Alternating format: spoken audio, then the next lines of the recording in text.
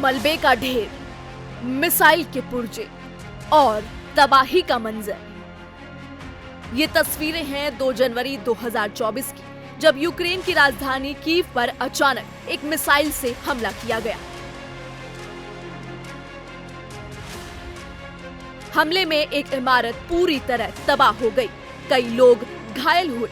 हमला चौंकाने वाला था, लेकिन उससे भी बड़ी चौंकाने वाली बात थी हमले में इस्तेमाल की गई मिसाइल, क्योंकि हमला रूस का था, लेकिन तबाही मचाने वाली मिसाइल नॉर्थ कोरिया की थी।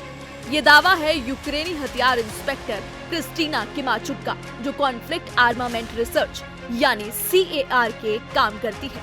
कार एक संगठन है जो युद्ध में इस्तेमाल हथियारों को बरामद करता है, ताकि ये पता लगाया जा सके कि वो हथियार कहां और कैसे कैसे बनाए गए। 2 जनवरी को कीव पर हमले में इस्तेमाल मिसाइल के मलबे जांच के बाद किमाचुक ने दावा किया कि मिसाइल का निर्माण नॉर्थ कोरिया में किया गया है। किमाचुक के अनुसार मलबे के बाहरी हिस्से पर 112 छपा दिखा।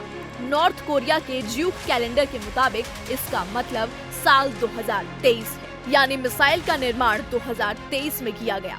इसके अलावा मलबे के धातु और तारों के बीच कई कोरियाई अल्फाबेट्स भी लिखे दिखाई दिए।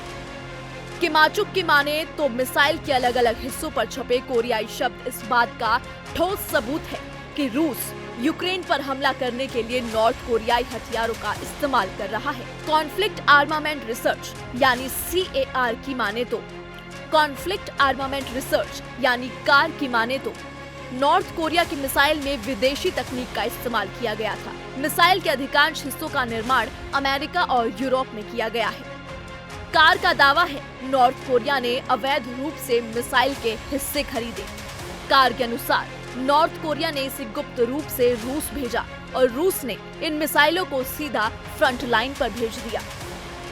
कार के अनुसार ये सब बस कुछ ही महीनों में अंजाम दिया गया। गौरतलब है कि नॉर्थ कोरिया और रूस पड़ोसी देश हैं। दोनों ही देशों में कम्युनिस्ट सरकार है। नॉर्थ कोरिया के ज्यादातर हथियार रूसी हैं। अमेरिका दोनों देशों को अपना दुश्मन मानता है। अमेरिका ने दोनों देशों पर कड़े प्रतिबंध लगाए हैं। इधर लंदन की रक्षा think tank Royal United Services Institute यानी RUSI का दावा है हाल ही में नॉर्थ कोरिया से 7,000 कंटेनर रूस भेजे गए हैं, जिसमें 10 लाख से ज्यादा गोला बारूद और ग्रेड रॉकेट भरे हो सकते हैं। RUSI के इस दावे को अमेरिका, ब्रिटेन और साउथ कोरिया की खुफिया एजेंसियों ने भी सही ठहराया है।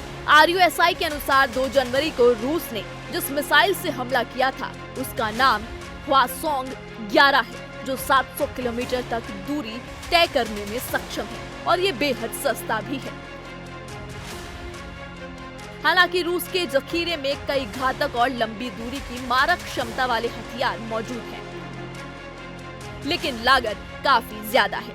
साथ ही उनके निर्माण में काफी ज्यादा समय लगता है। लिहाजा रूस अपने हथियारों को बड़ी लड़ाई के लिए संभाल कर रखना चाहता है और यूक्रेन के साथ लड़ाई में बने रहने के लिए रूस अब नॉर्थ कोरिया, ईरान और अन्य दूसरे देशों से सस्ते हथियार खरीद रहा है और वक्त आने पर बड़ी लड़ाई में अपने घातक हथियारों का उपयोग कर सके। अब क्योंकि अमेरिका इस जंग में यूक्रेन की मदद कर रहा है, उसे हथियार मुहैया करा रहा है, ऐसे में रूस ने भी अब दुश्मन के दुश्मन को अपना सबसे बड़ा दोस्त बना लिया है। यूक्रेन अमेरिका से हथियार ले रहा है तो रूस नॉर्थ कोरिया के हथियारों का इस्तेमाल कर रहा है। लेकिन हैरानी की बात यह है कि पिछले 2 दशकों के कड़े प्रतिबंधों का सामना करने के बावजूद नॉर्थ कोरिया अपने हथियारों का जखीरा बढ़ाने में कामयाब रहा है और अब तो इन हथियारों का इस्तेमाल जंग में भी किया जा रहा है।